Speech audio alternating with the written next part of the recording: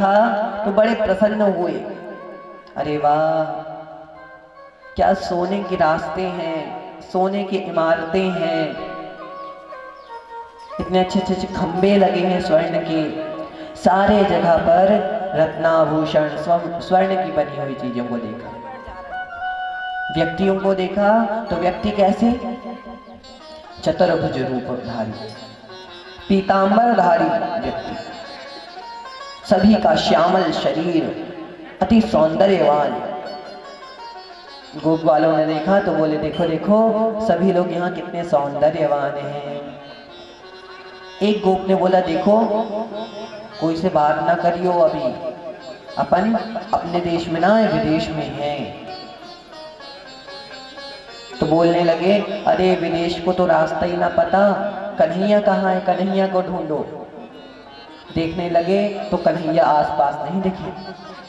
गोप वालों ने कहा वो इधर आता जाता रहता होगा, कोई रास्ते में मिल गया होगा उसको उसका दोस्त, चलो यहीं कहीं ढूंढते हैं तो मिल जाए क्या पता। सब गोप वालों ने ढूंढना प्रारंभ किया। जैसे ही ढूंढना प्रारंभ किया एक बहुत बड़ा हजारों फनों वाला एक नाग दिखा। उसकी ऊपर भगवान श्री कृष्ण जी विराजमान थे। एक गोप ने कहा देखो देखो वो हजारों फन वाले नाग के ऊपर बैठा है अपना कन्हैया। अपनी यमुना नदी में 100 फन वाले नाग के ऊपर नृत्य करता था, यहाँ 1000 फन वाला दिख गया तो उसके ऊपर जाके बैठ गया। और वहां क्या देखते हैं,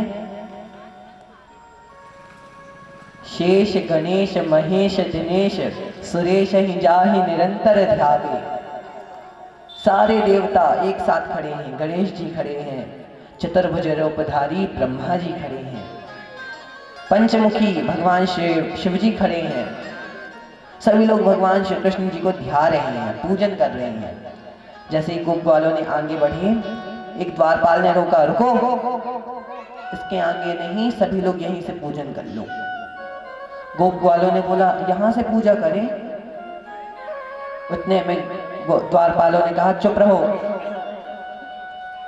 जब ऐसी बातें सुनी गोप वालों ने तो मन में विचार करने लगे, देखो वैकुंठ में भगवान सुलभ नहीं है, दूर से देखना पड़ता है भगवान को। लेकिन गोप वालों ने सोचा देखो यहाँ से हम उसको देख भी नहीं पा रहे अच्छे से, लेकिन हमारे वृंदावन में हम तो इसके साथ कुश्ती खेलते हैं, इसको पकड़ के अपना घोड़ा बना के नचाते हैं। देखिए वैकुंठ की बात रहे तो भगवान वहां के राजा बन जाते हैं, लेकिन वृंदावन की बात रहे तो वहां पर भगवान क्या हैं, ताही अहीर किछो हरिया छचिया भर छाछ पे नाच नचावे। भगवान वृंदावन में थोड़े से दूध के लिए, माखन के लिए, छाछ के लिए नाचते हैं।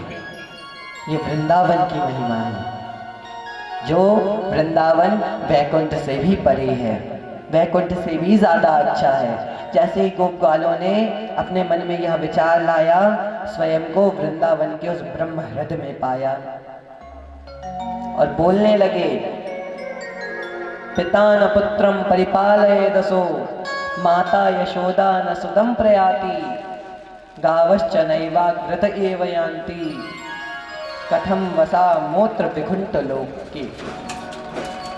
इस वैकुंठ लोक से ज्यादा तो हमारा वृंदावन अच्छा है, जहाँ मैया यशोदा हमारे कन्हैया को माखन रोटी खिलाने की दौड़ती हैं, जहाँ नंद बाबा हमारे कन्हैया को डांटते हैं, जहाँ हम कन्हैया के साथ गाय चराते हैं, जहाँ हम कन्हैया को अपने साथ घुमाते रहते हैं, उसके साथ रोटी खाते हैं, उसके साथ कुश्ती खेलते हैं।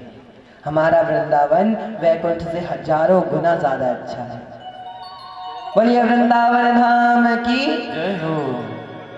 ऐसे वृंदावन धाम में भगवान श्री कृष्ण निवास करते हैं। एक बार भगवान श्री कृष्ण ने देखा कि कामदेव अपने मद में चूर हो चुके हैं। कामदेव ने ब्रह्मादि आदि सारे देवताओं को जीत चुके हैं।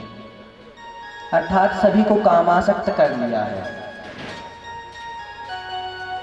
कामदेव ने जब इस प्रकार अपने घमंड में चूर हो गए, तब कामदेव एक बार देवर्षि नारद के कहने पर श्री कृष्ण जी के पास आए और श्री कृष्ण जी से कहे कि तुम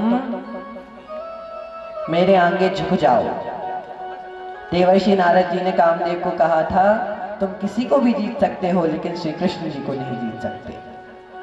तो कामदेव आकर कहने लगे, तुम मेरे आगे झुक जाओ, अन्यथा मुझसे युद्ध करो। भगवान श्री कृष्ण ने कहा, तुम कामदेव हो, अपने काम के अस्त्र शस्त्रों को चलाते हो, तुम मुझे कामासक्त करना चाहते हो। ठीक है कामदेव, जब मैं अपनी गोपियों के साथ रास रचूंगा उस समय तुम अपने युद्ध कला का प्रदर्शन कर लेना। तुम कितना भी बाण चला लेना, लेकिन मैं काम के वशीभूत नहीं आऊंगा।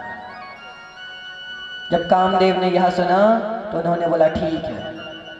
भगवान श्री कृष्ण ने गोपियों को वचन दिया था कि शरद पूर्णिमा के दिन मैं तुम सभी के मनोरथ को पूर्ण करूंगा। आज भगवान श्री कृष्ण ने देखा कि आज शरद पूर्णिमा की रात्रि आ चुकी है। भगवान अपिता रात्रि शरदोत्फुल्ल मल्लिका वीक्षरन्तु मनश्चक्रे योग माया मुपाश्रिता। भगवान ने अपनी योग माया को कहा कि शरद पूर्णिमा की रात्रि में